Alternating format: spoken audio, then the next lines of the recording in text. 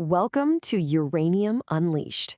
Right now, the uranium market is in a full-blown crisis. But, this isn't your typical story about scarcity or some kind of drop in demand.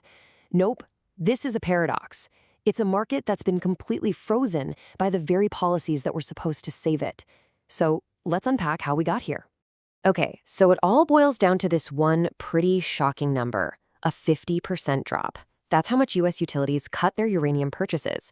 And listen, this is way more than just a dip. It's a market grinding to a dead stop. So the big question is, why would the biggest buyer of nuclear fuel on the planet just stop buying? John Ciampaglia from Sprott Asset Management just hit the nail on the head. He called it complete paralysis. And that's exactly what it is. It's not about a lack of need. It's not about a lack of money.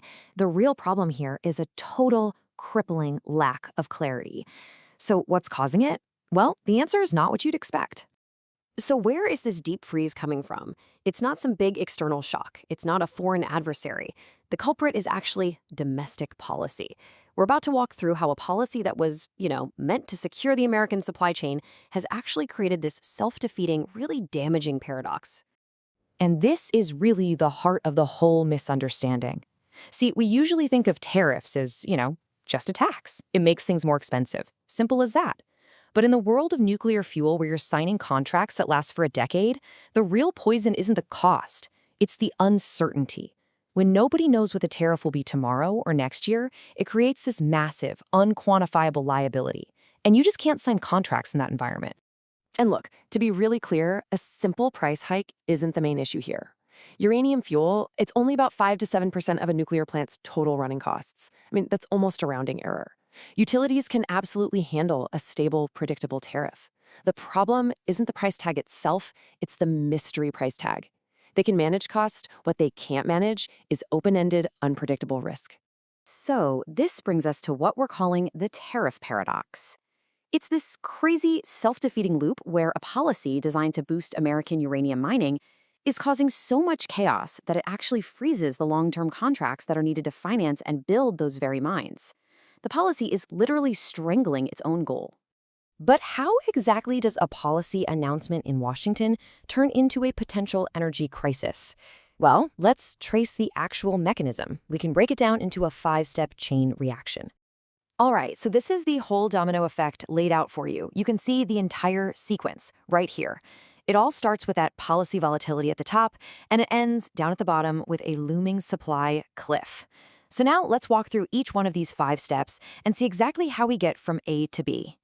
So here are our 5 dominoes. It starts with uncertainty, which creates liability, which then defers contracts. That deferral makes an existing deficit even worse. And finally, it freezes the very investment we need to solve the whole problem. Let's start with that first domino, uncertainty. Okay, this is so important to get. There's a huge difference between risk and uncertainty. Markets are great at pricing risk. They can calculate the odds of a flood at a mine and bake that into the price. But what they absolutely cannot price is pure, raw uncertainty. Like, will a new tariff be 25%, 100%, maybe even 500%? When that can change overnight based on a policy decision, it's not a business risk anymore. It's a political variable. It just breaks all the financial models. And that political uncertainty, it becomes a direct financial nightmare because of how these contracts are written these days. Since about 2018, the legal burden has been shifted so that 100% of any new tariff cost gets passed right onto the utility. So imagine you're a utility. Signing a 10-year fuel contract today means you're basically signing a blank check for a decade of completely unknown costs.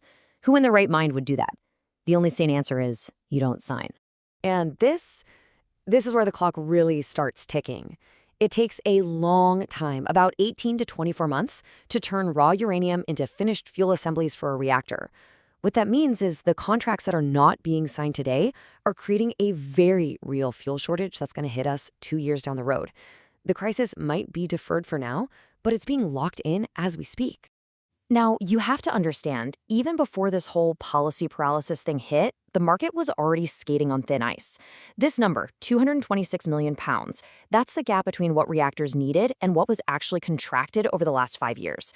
The market was already carrying a huge, pre-existing deficit.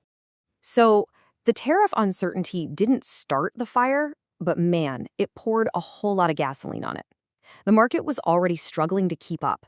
Then this paralysis hits in 2025, and it slams the brakes on the whole system.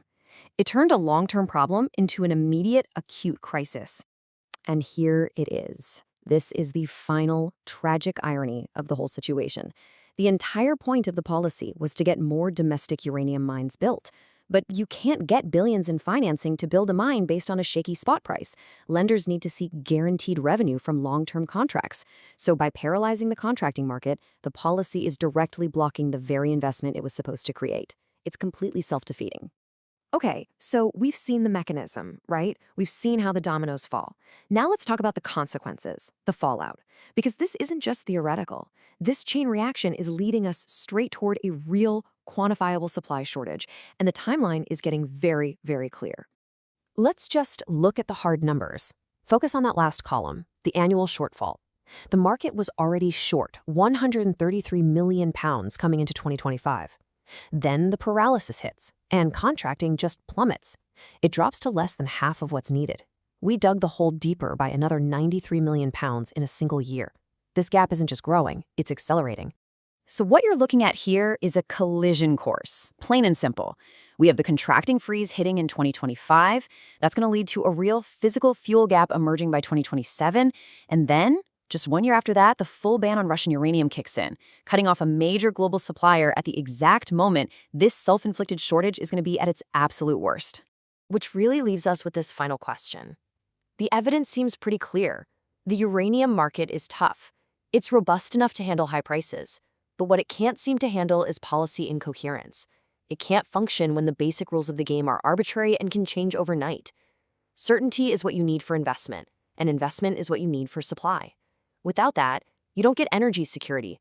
You get a crisis that we could have seen coming a mile away.